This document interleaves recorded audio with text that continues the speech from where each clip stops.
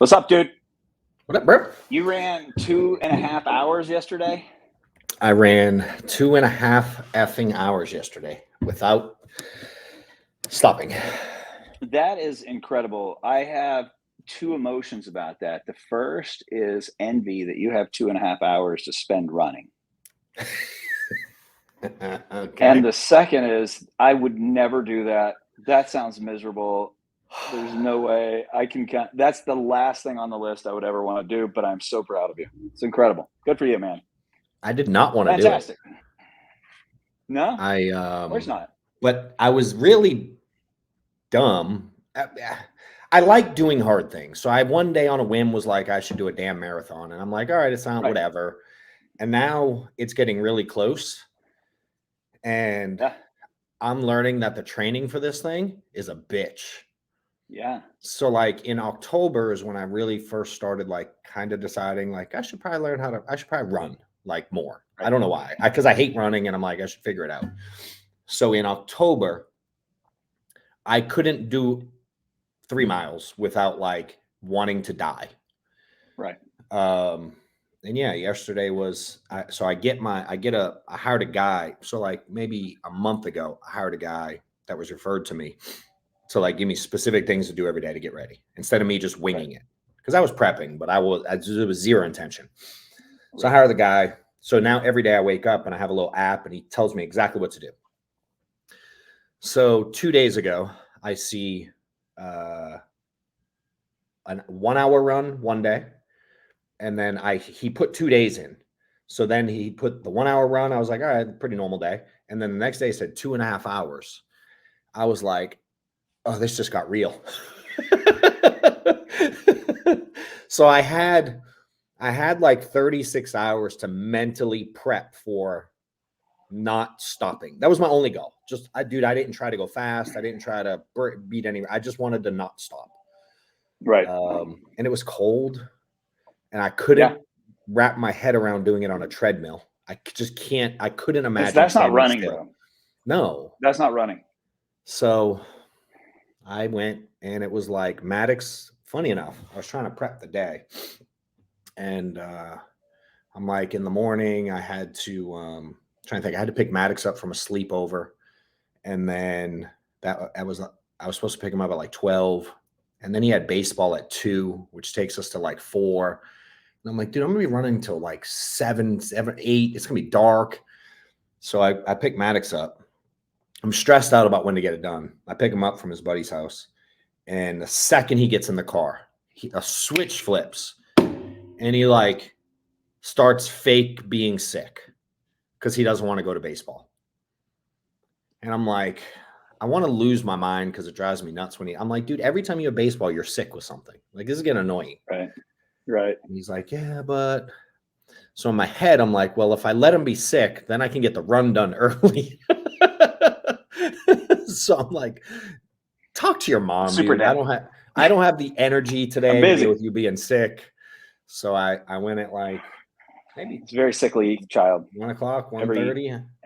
Every Tuesday night or whatever the hell it is. Oh man. So yeah, man, 2.5 hours. And then I was done. I did 11 miles, which I wasn't highly impressed with the mileage necessarily. It's the longest I've ever run. But yeah. So I'm gonna try it again in like a week or two. I used to run a lot. In the early 2000s, I ran a lot. Like I probably, but my issue was one day it occurred to me that's why I can't. When I run like that, my muscle just falls off my body. Got it. Interesting. Yeah, I don't know. My metabolism just eats my muscle, and so that's why I quit doing it. You quit. My plan is not to keep running. I don't really have a long-term running plan. I am kind of effing impressed with how quick my stamina is going up. Like, I'm shocked. I didn't think I could get to 11 miles as quick. But you're an incredible athlete. I don't know what's next. I'm glad I have the hike thing next because that's different. Like, prepping for that will be different. Well, I think that's great that you're going straight from this into the hike. That should make that hike a lot better.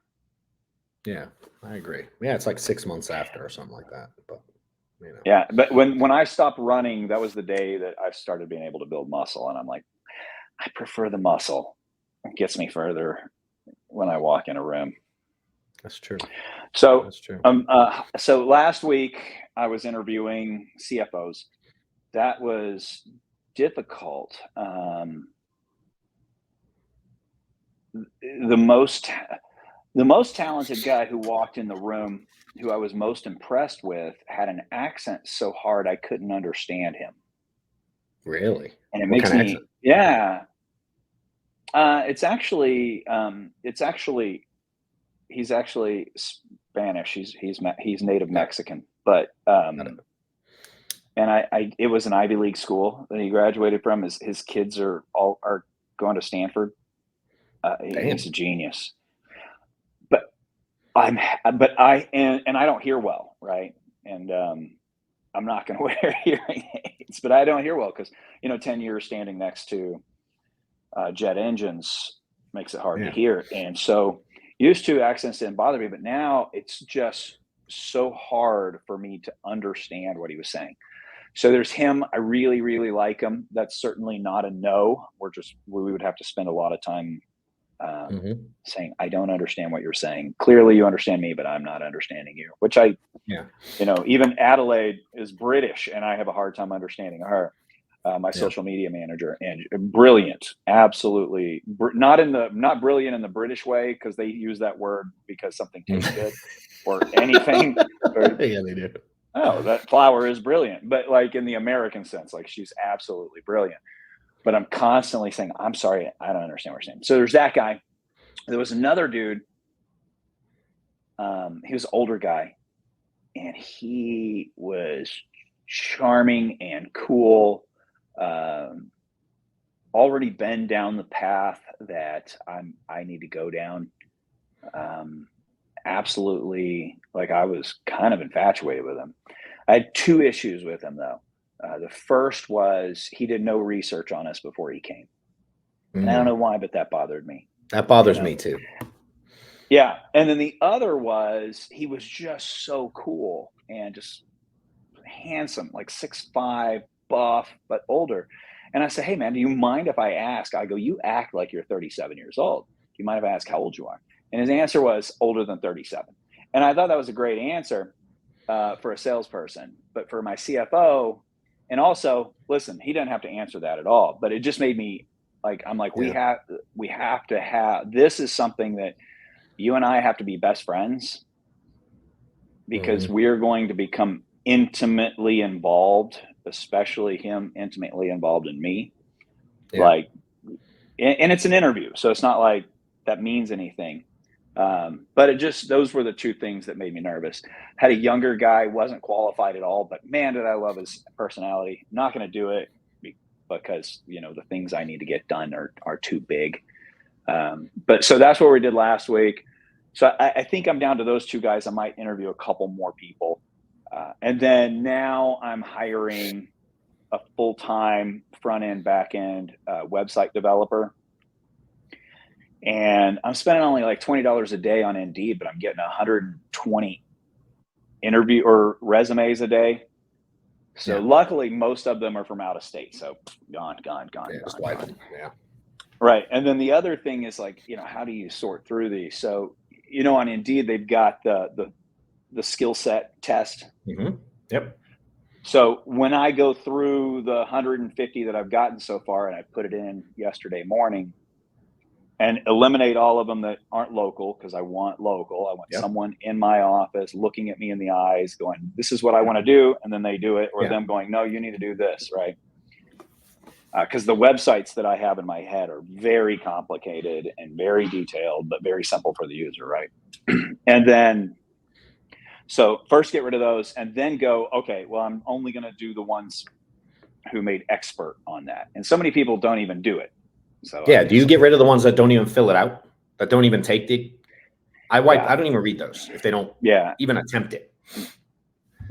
yeah. And I put in there, if you don't do this, we're not Yeah. considering I it. do the same thing. So, Yeah. but right, so that narrowed me down to just Like 2 20. people. So right now I'm sitting Yeah. at Yeah. 2. From 120, I'm Yeah. down to 2. So at first I was reaching out to Adelaide saying, hey, I'm going to need help on this because I don't know what I'm looking at on these. And that's the real problem, right? I don't know what I'm looking at. Where with a CFO, I'm like, listen, I don't know what you got to do, but here's where I got to get, and here's the things I need to get there. And then I need you to have already done that 2 or 3 times so that you know how to make it happen. Yeah. So on this one, I'm down to 1 person so far. Sick. We'll let it ride for a week. I like it. Get it up to. Good. Yeah, it's exciting. That's exciting. Starting next week. Kind of a like techie helper kind of guy. Okay. And we're still going. I had 2 people interview for the like media type position. Videographer. One came and one it just wasn't a fit right off the rip. Right. And one we had come to the event, and oh yeah, the one that so came to the event and said, "Is that the he one came that and reached out to filmed. you and said, I want to come shoot for you?" Yeah. No, that's the one that didn't make it. And the other guy I reached out to only because he walked up to, so about 1.5 years ago, he applied on Indeed, and then I must have researched stuff, and then saw me in the gym and walked up to me and was like, "Hey, are you John Wetmore?" I'm like, "Yeah." And that normally doesn't happen in the gym. That happens like in the insurance world. You know what I mean? Like I don't get that. So I was like, "Yeah, like what? You know what I mean? Like, what's up?" And he's like, "Yeah, I saw you were looking for video, da da da da." And at the time, the person who was doing the interview, I don't know what happened. It just, I don't know, it didn't work out. And I thought of the guy, so I randomly was like, "Hey, you still looking?" And just because he's local, and so we brought him in. My team liked him,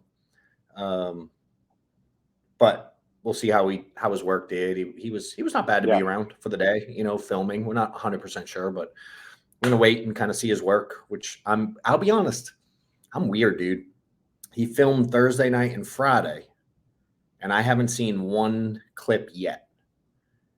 And I'm like, well, should I be patient? Like, no, I'm half. You need to be patient. If he's doing a good job, he shouldn't be done yet. Okay. If he's doing a good job, it shouldn't be done yet. And I mean, the editing work. So last Monday, was that last Monday? No, I guess it was the Thursday before that, probably. So the Thursday before that, we Brent, my in-house videographer, came and shot testimonials from my team all day. Got it. I mean, I just got the last one yesterday, and he's grinding on it. Right. Okay. It takes, if you're doing especially you're doing multiple camera shoots. Yeah. And you're doing the editing right. And you want it to look good, it's going to take time. Now, if all you're wanting is, I don't know, the Alex Hormozy style, or probably even the stuff that you have now. Nah, where I took your line. Clip of talking. I took your line, and I was like, I want you to be you, and you're creative, but I still want to be me. So I literally verbatim set him up like you advised a couple weeks ago. And dude, that put a smile on his face like I had never seen. Because at first he was trying to appease me. He was like, "What do you want? What do you want?" I'm like, my answers come from a non-artistic space, to be clear. Right. And I'm wired to, if someone in the room doesn't know, I will give an answer. I'll come up with something. I'll make something up if I have to. That it beats nothing. Somebody's got to lead. When I explain, so when I explained what I really want in the ideal world, now I also was like, if it sucks, I'll tell you. But I would like you to be you. So he was fired up. So I'll be patient.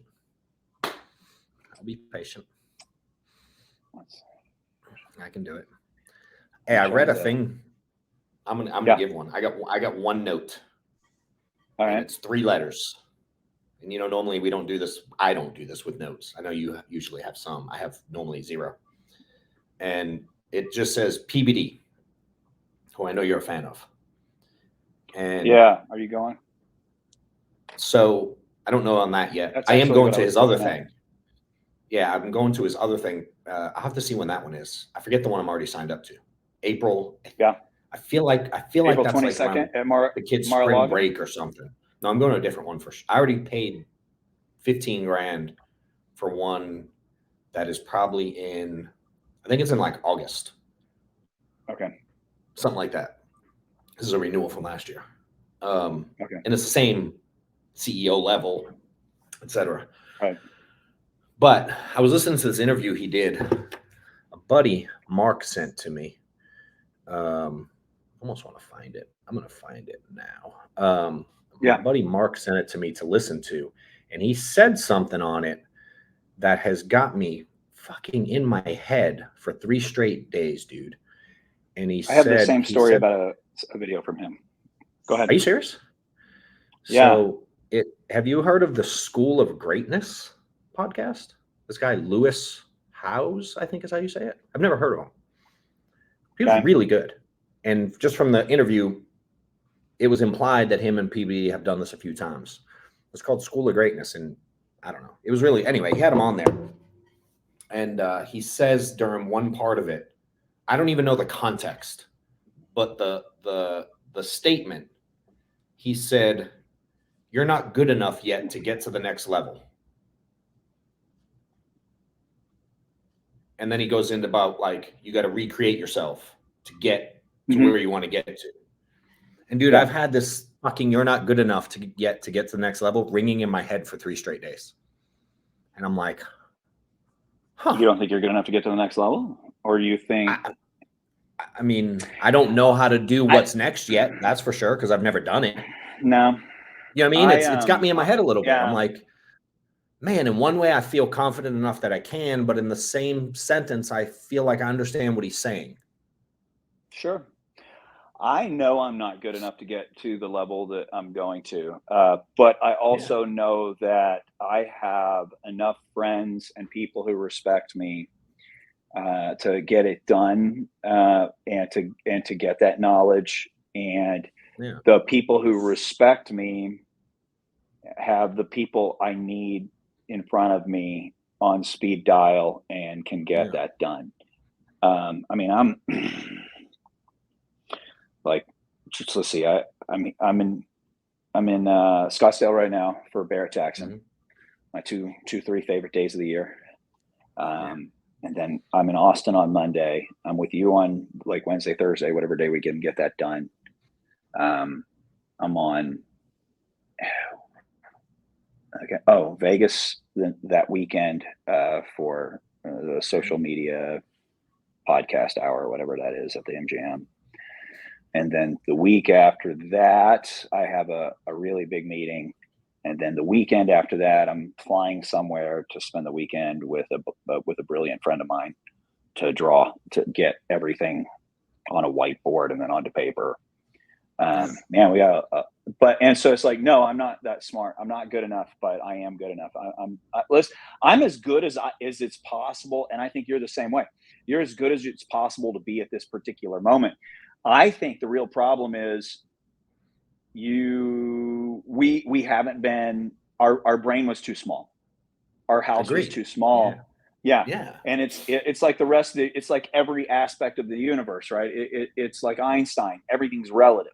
So when you're looking at things and you're like, wow, that's really big. Okay, well then, but if you pan back, this hotel room I'm in is pretty big. Okay, but not compared to the size of the hotel, but not compared to the size of Arizona, but not compared to the size of the United States, but not compared to the size of North Texas or North America, but not compared to, and then you just keep painting back, and you're like, why not let's go there, right? Well, should we go to the moon? Fuck the moon. Let's go where no man has gone before. And once you wrap your head around that, I don't think that it's that you're not good enough. I think there's, at 22 years old, you're not good enough to be where you want to be yet. But at our age and with our experience, I don't think it's you're not good enough. It might be that you're contractually obligated to certain things that you don't know how to get out of, or that it's not financially responsible to get out of, or that there's lawsuits involved if you get out of, or it might be that you don't give a shit about that, and that now I'm going to play Captain Kirk. And so I'm in my head a lot about it this week. About not being good enough, or no, about like you're not where you want to be.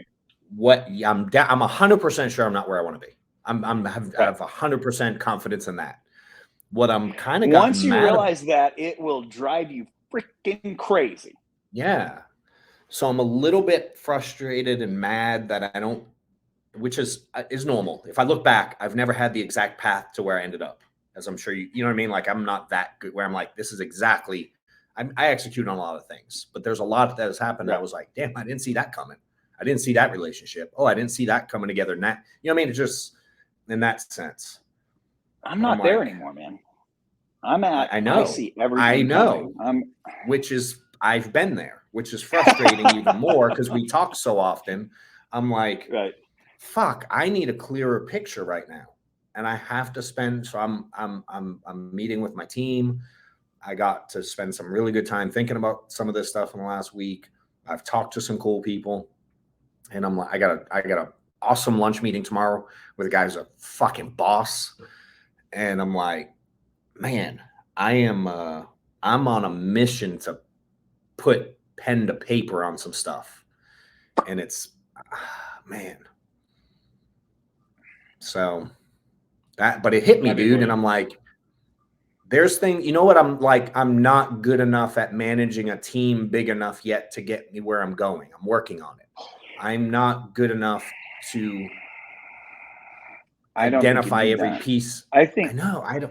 What do you mean? I think I you're don't need a thinking. team? So this is where. So like, if you were to, honestly, I feel bad for people. I mean, I'm happy for them. So I'm probably not using the words right.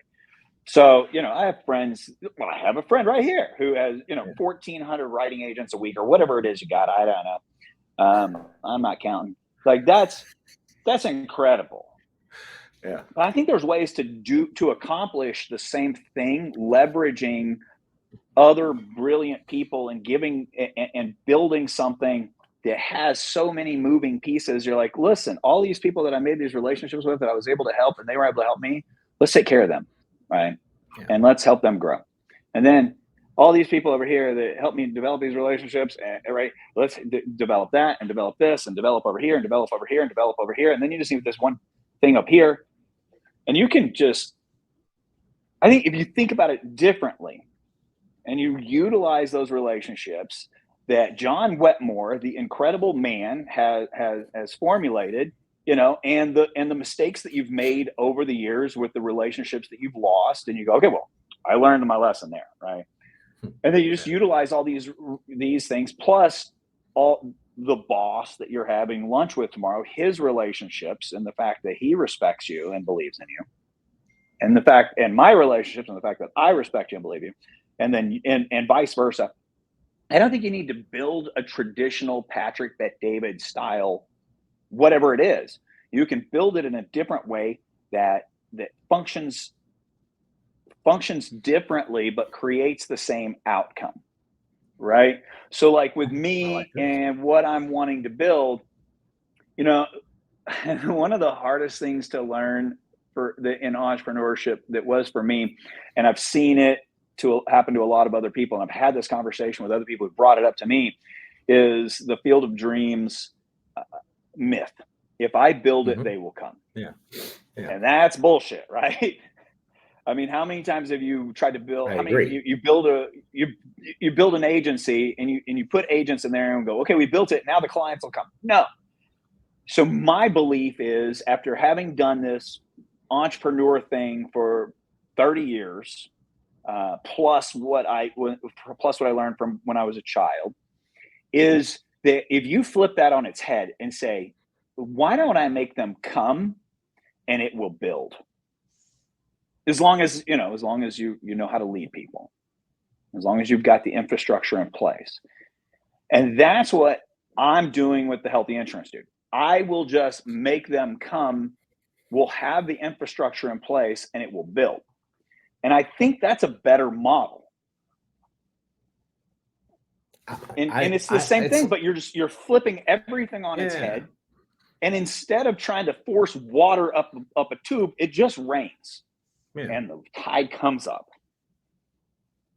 That's like if you build it, they will come.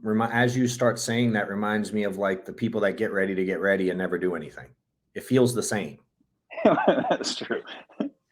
You know what I mean? Well, like, I've never looked at it in that light, but I feel what you're saying fully.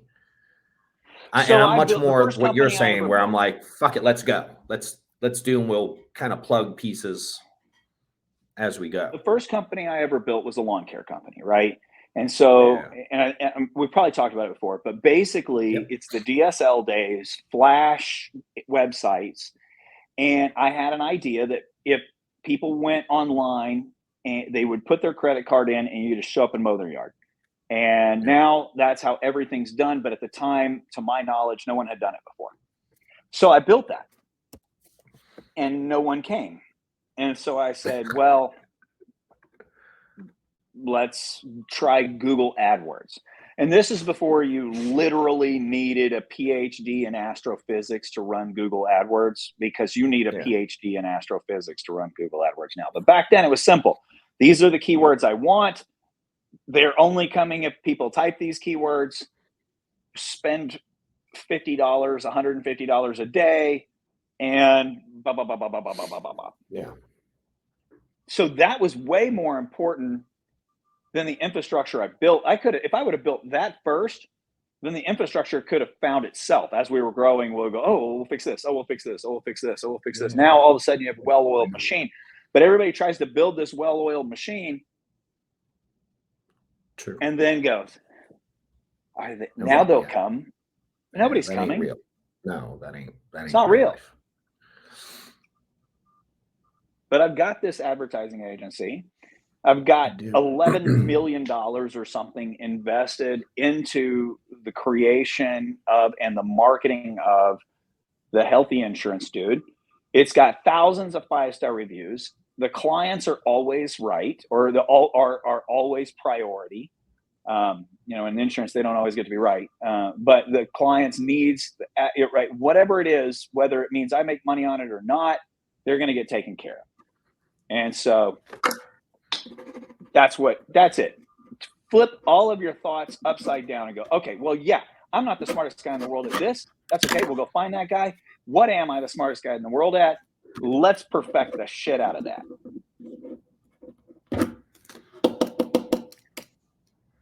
Now, I'll tell you my Patrick Bet-David thing that I watched a video on that's been haunting me all week. And not haunting me, but like my 5 things, right? It takes 5 things to build a company: product, leadership, sales. Yep, there you go.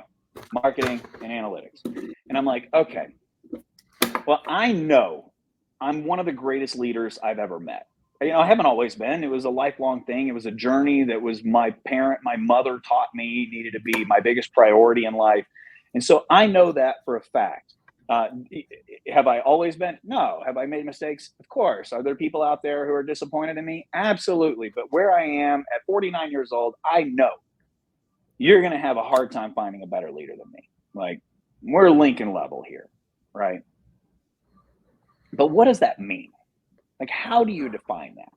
Like, how do I write down in a book what leadership is?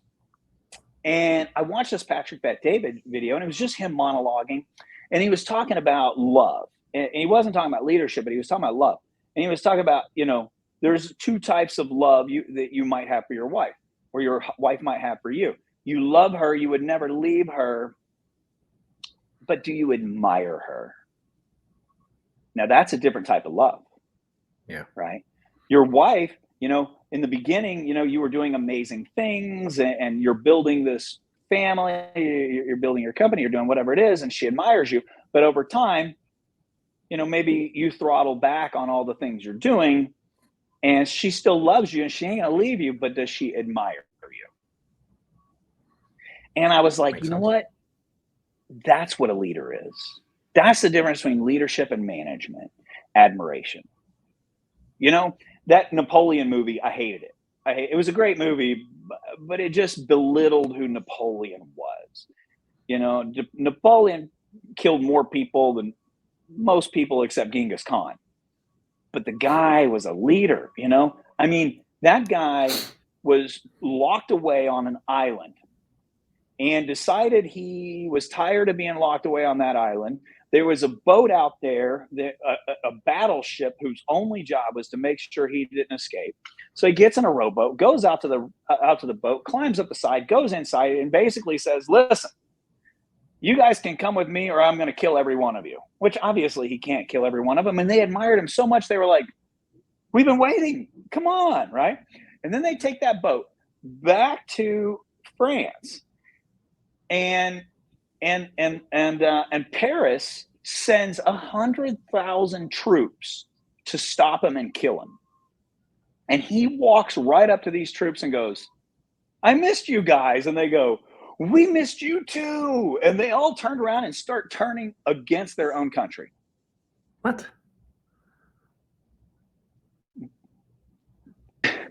And the only reason he didn't take back over because Russia and England were like, no. So they sent 500,000 people to go stop his ass.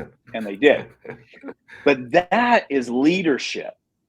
That's not management. That's leadership. And leadership is admiration, right? Sure, I love what Pat did. I love it. He was absolutely right. There's those. I think that's why Jamie and I are so close, because not only do we love each other, but we admire the shit out of each other. The only thing I will ever say negative about my wife is that she is a horrible driver when there's deer around. Other than that, you cannot come up with anything that I will say negative about my wife, because I admire her so freaking much. Yeah. But if you apply that to leadership, and like, that's what's been haunting me, not in a negative haunting way, but just like always in there, like, oh my gosh, back to Matthew 7:7, seek and ye shall find. When you're looking for something, you'll find it, but you got to go actively looking. And, I had a phone call with Patrick, PBD's people this week. And I was like, well, before I get on this phone call, let me watch a couple of PBD videos. I haven't watched one in a couple of weeks. And that's what popped up. And man, I was like, bam, I seeked and I found. So guess what? So now are you going to try to be that how do you approach that in your leadership style now? Like, you how do you go out and try to make people admire you? You know what I mean? Like, I don't try to make people admire me. I already do that. I'm in the trenches with you. Yeah. Right. Listen, does everyone who's ever come by admire me? Probably not. That's impossible. I'm not worried about that. Yeah. But do the people that work with me admire me? I believe with all my heart they do, because I admire them, right? Because I believe in them until they learn to believe in themselves. Yeah. But that's what leadership is. Do the people you manage admire you? And if they admire you, then I don't know why it keeps doing that shit. Dude, what's weird is like you got the little thumbs up bubble earlier. Now I'm getting balloons. You got the balloons. Anyways, like, what is happening? So how does that affect how I do anything? It doesn't, because that's already what I do. That's already what I do. And honestly, there's upsides and downsides to everything. Your greatest strengths are your greatest weaknesses, right? The things that make people love John are the things that make people hate John. And the things that make people love John might be the things that make people hate John later. And I'll tell you that the people that are out there that have worked with me that left and then now despise me, well, it's because they admired me. And I said, well, man, I love you, but you stole from me. You're out of my life now. And so whenever you're kicked out of somebody's life that you admire, that's very hurtful. And so, but anyways, yeah, it doesn't change the way I do anything. It just changes the way I define it, because up until this week, when I'm talking to people and I'm talking to them about leadership, I've never had a good answer. It's like, I've read all these books and I've never heard a definition that I'm completely in love with. Do they admire you? I like that. It's interesting. I want to read. Have you ever read The 5 Levels of Leadership? It's been a long time, but yes. Yeah, me too. I'm curious how he defines that top level. It's called like pinnacle, but now I wonder, it makes me want to kind of read it and see that more. Like, I just always try to get better at that. You know what I mean? I feel like I'm always in the trenches and doing stuff, obviously at different levels. I'm not in there making phone calls like I once did necessarily, but it is an interesting dynamic. Yeah, correct. It is an interesting dynamic, dude, to watch people who go from disliking because you challenge them to liking you because you challenge them and it worked when they implemented things, to then disliking you because you challenge them more. And I have a They lot of usually people that send an email. I got it. Actually, I got an email yesterday. I have some emails, bro. I promise you. Yeah, I got an email from yesterday from a young lady who left 6 months ago and left with a storm. And that email was just like, thank you. I was in a bad head place. I took it out on you, and you were right, and my life is better because of the time that we spent there. Yeah. That was my Some of those reply. calls. That's what it's about. But at our level, right? It's not. It's our level. Your job is to make the upper management admire you, right? Not the bottom level agent. Yeah. You got too many of those. But if you make that upper level agent admire you, or that upper level management admire you, that trickles down. Yeah. That trickles down really quickly, like a tsunami or like a hurricane. Yeah. So whenever they're talking about you, they don't ever have to meet you. If they admire you, that'll trickle down to the bottom level agent quickly. Yeah. That was a neat concept to learn. That I learned that from that book also, funny enough. And how well you From can the 5 levels of leadership. Yeah, because it's all about people's perception of you. It has nothing to do with who you are. It's all someone else's perception of you. And some people look at me as this type of leader, and some people are like, dude, you may as well be the fucking janitor. You know what I mean? Like, it's wild. Well, that is who you are. Yeah. I mean, that is who you are. It is an accumulation of people's perception of you. Because if there was no one else on this planet, who would you be? Correct. A hunter Which and is gatherer. wild to think about. Yeah. Yeah. It's wild, though. You would be nobody. You would just be an animal trying to survive. Yeah. Right. That's good. Like, who is my cat? Cat's nobody, man. Correct. Yeah. It's cute. You can pet it. Shit's in the house. Yeah. Sometimes they're a little bit mean, but it's a nobody. That's who we are. It's that accumulated perception. So you got the bad. It's interesting to see blah, blah, blah. Some people that want to be leaders and then can't handle that different perception from different people, and those that think negative. You know what I mean? Like that kind of I don't know if it's a people pleaser type is more like that, but there's some people who can't handle others viewing them. Most people can't. Yeah. And I see a lot of managers, quote unquote managers, fall off because they want to appease every single person who has any kind of, I don't know, perspective of them, or, you know. Jamie and I were talking about stress yesterday. I saw this reel where somebody was talking about Elon Musk's ex-wife. And basically, she was saying entrepreneurship is learning to live at a level of stress all the time that other people can't handle. and I thought, so I was like, let me do some like real thought experiments or examination into this and see where I come up with. Let's see. Most people can't handle stress. I thrive on it. Once you get used to it, it's addictive. It's like a drug. Without it, you get bored, you get antsy, you get frustrated. Stress isn't the cause of depression. It's not the cause of illness. It's not the cause of heart attacks or unhappiness. Those are caused by not knowing how to deal with that stress. Too many of our parents teach us that your feelings are important. Most of those feelings aren't. And they're not important in any way. Like, that's what you and I have failed as parents, meaning you and I's generation has failed teaching these new kids, because we validate every emotion they have. Yeah. And the truth is, very few emotions should be validated. Like, it's fine, that's your emotion, but so get over it. We got a problem. Yeah.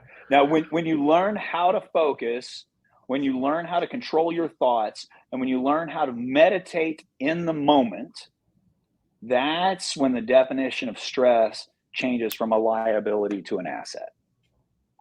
Boom. That's deep right there. Yeah.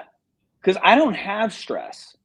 Like if I was like, okay, well, because I have a lot of stress. So I go, well, let me look up the definition of stress. And so then it was like, all right, well, the definition of stress is these negative things that are happening because of the things that are happening.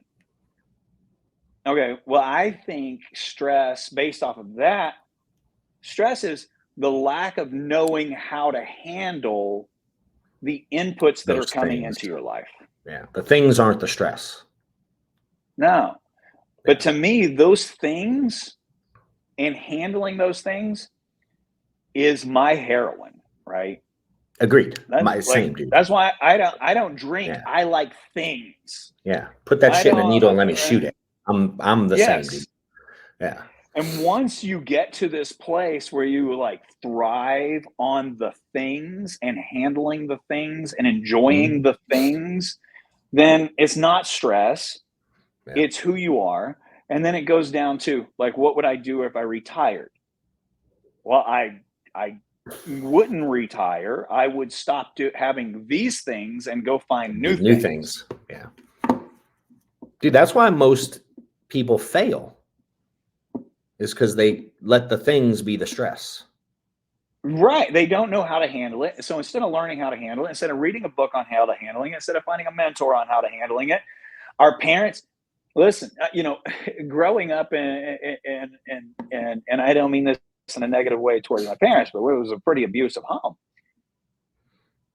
I learned that when things come in, if you just chill, well, then, what I used that for back then was, okay, well, if you're a 38-year-old man and you can be this big of an asshole and I chill because you're not emotionally immature, I can be this big of an asshole.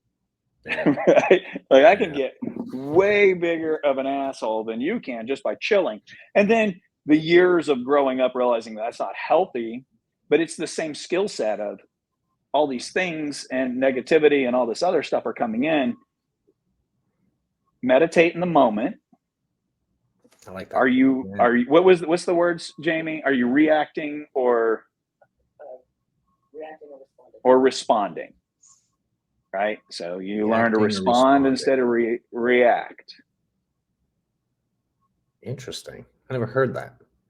Reacting. I didn't make it up. So responding is more intentional. Responding is intentional. Reacting is like what'd you say about my mama? Yeah. Right? Yeah. What'd you say about my son? They don't know your son. What do you care? They don't know your mom. I remember getting in a fight when I was in middle school because somebody said something about my mom. Yeah. They didn't know my mom. Yeah. Hey, so when you get something that's stressful, like right to the average person, is your instinct? I kind of want to ask it, but I'm going to tell mine too. Is your instinct like, because you said meditate in the moment? To me, that implies that you don't necessarily take those things easily right off the rip, that you have to get there. Because like when something negative happens for me, my natural instinct is to like, I kind of flip my shit a little bit inside, maybe sometimes verbally, you know what I mean? Like, but then I got to go like, all right, how do we fix this? Like it takes me a minute. As I get older, that happens less and less. Yeah. If enterprise rental car is involved, I might do that. But no, not really anymore. Yeah. But used to, it started with reacting, and then it went to, all right, I'm angry. So like, I'll tell when I'm really, really angry, I'll tell everyone. I'll go, okay, just so everybody's on the same page. Right now, this is me throwing a giant temper tantrum inside. Yeah. Does everybody see that? A few episodes back. Yeah. Hell yeah. Yeah. This is me throwing a giant temper tantrum inside. And Samari will go, you're purple. And I'm like, I'm not purple. It's like a beige. Maybe like a lilac color. And so it's not that I don't lose my shit on the inside. You remember the movie True Lies? I think about this a lot. Maybe True Lies with Arnold Schwarzenegger. Mm-hmm. Okay. I remember it. So I in that, couldn't tell you details, but I remember the movie. there's one scene that's important to me in this movie. So Okay. Arnold Schwarzenegger is a CIA agent, right? But his wife thinks he's a businessman, and his wife is not doesn't what's the word we were using with leadership a second ago? I just had a brain fart. Admire him because she thinks he's just this boring business. She loves him, but she doesn't admire him, and she doesn't know he's actually a CIA agent. So she goes to a bar or something like that and meets this used car salesman who says he's a CIA agent. And so she starts kind of having like this emotional affair with what she thinks is a CIA agent, but he's just a used car salesman. And so Arnold Schwarzenegger's character finds out about it, and then he thinks that there's like some spy spying on him through his wife, and then he goes and he finds out he's just a used car salesman. So he's test driving this 1959 red Corvette. And Bill Paxton is the guy who's messing around with his wife. And he's driving this Corvette. Bill Paxton is sitting in the passenger seat. And Bill Paxton doesn't know that the girl he's messing around with is Arnold Schwarzenegger's wife. So he's bragging about it. He's like, yeah, I get this hot piece of ass. And she thinks I'm a CIA agent, and she's just giving it up to me, man. She got these nice boobs, all this, right? And then Arnold Schwarzenegger takes and punches him like that, and Bill Paxton's entire face explodes, and he dies in the passenger seat of this Corvette. And then the scene just like pans in on him, on his exploded face, and he's dead. And then boom, he's talking about his wife again. And all of that happened in Arnold Schwarzenegger's head. Yeah. It was just his imagination that he killed him. I love that. Happens to me a lot.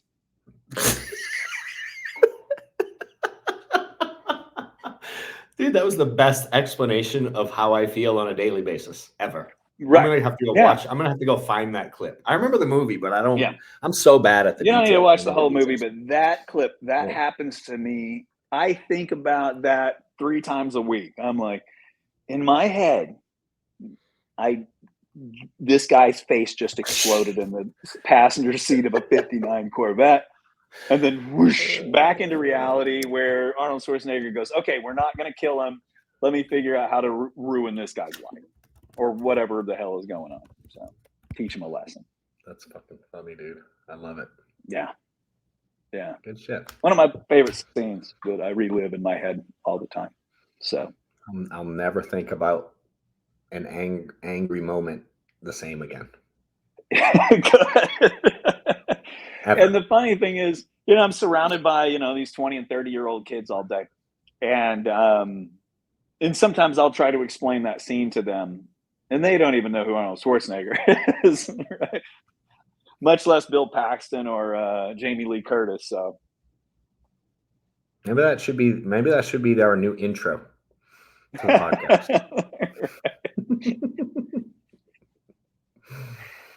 Good times, man. I love it. I think we're getting better at this. And next week, you're in town next week, right? I'm with you in your town next week. In Dallas. Yeah, in my town next week. So we're going to hook up. We're going to get some shots so we can get the front end of this stupid thing fixed. Where can I send people to watch our podcasts other than all the random places? What's the best place for people to say, oh my gosh, you got to watch The Secret Handshake with Mr. John Wetmore and the Healthy Insurance Dude? Where's the best place to do that? Where do I send them at, Johnny? We should so they can get it at like all the podcast joints. Like you can get it on Apple Podcasts and things like that. But you know what we probably could do? Because it goes to Apple Podcasts, Spotify, iHeartRadio, all that stuff. We upload the old ones into that? Yeah, so we probably I'll tell you how many we have uploaded right now. We have 17 uploaded right now. So we're almost real time. Like after this week, I don't know how many we have, 20-ish, 21. I don't remember the exact number. But in the next week, we'll be real time releasing them every Thursday. Right now we're doing them every day or every other day just to get them out. Okay. I wonder if we could just get like a domain and be like, go here, and it links to it. You know what I mean? Because right now they just go to Apple Podcasts or your podcast app and literally type in The Secret Handshake. It comes right up. Okay. Yeah. But maybe when you get your website guy, we could make a real website. Oh, we will. Yeah. I'm gonna make this guy the busiest son of a bitch on the planet. Yeah. I'm gonna make the coolest stuff, man. I'm gonna make the coolest stuff ever. Do people say go to like www. whatever to go to my podcast, or they just say go to podcast and fucking hit search? Like, what's normal? Well, I think what we've got here, my friend, is we built it, and we got it. We're not. We did what we said earlier. Yeah, we're literally doing that. Yes, but 100%. Again, the original intention of this was for you and I to spend time together, and then, in the beginning, you and I didn't know each other that well, and then now we're getting to know each other remarkably well, and we're getting comfortable on this camera, and we're starting to feel the direction that we want the podcast to go. Yeah. And we're really pushing each other in our business harder than either of us, I think, ever would have thought we would. Yeah. And now we have something that I would want to point people to, where in the beginning I was like, I would do the show, and then I'd walk out of my office, and my sister and my wife would go, "Hey, how'd it go?" And I'm like, "Fuck off." But I wouldn't say that. I would go, "I'm not happy with it. John did well. I sucked." And now I go, I can't wait to watch it myself. Yeah. But also, I need to make sure I didn't say anything stupid that was going to piss off my clients. So I'm going to watch it. We do pretty good there. Yeah, I think we do. I think I do do too. there as well. So yeah, maybe we'll, because this goes on to everything HID. So yeah. So yeah, it's shared. We share this live in I think it's in 8 or 10 places simultaneously as well. So it's getting out there, and we're getting some comments now. Forget the live comments, after. You know what I mean? I can see how many people subscribe, how many people comment on an old one. It's pretty neat. So something's happening, bro. It's working. There's a lot happening. Yeah, there is. Well, let's keep at it, brother. I'll see you next week for sure. I appreciate you as always. I appreciate your mentorship and your friendship. Same, brother. I'll see you next week. Yes, sir. Wish me luck at the event. Getting the cars. Get something nice, dude. Send me some pictures. I want to know what you get. Shoot me a text later. My videographer's on his way right now, so we're gonna do a lot of video and build some content out here. So, all right, man. Have a good day.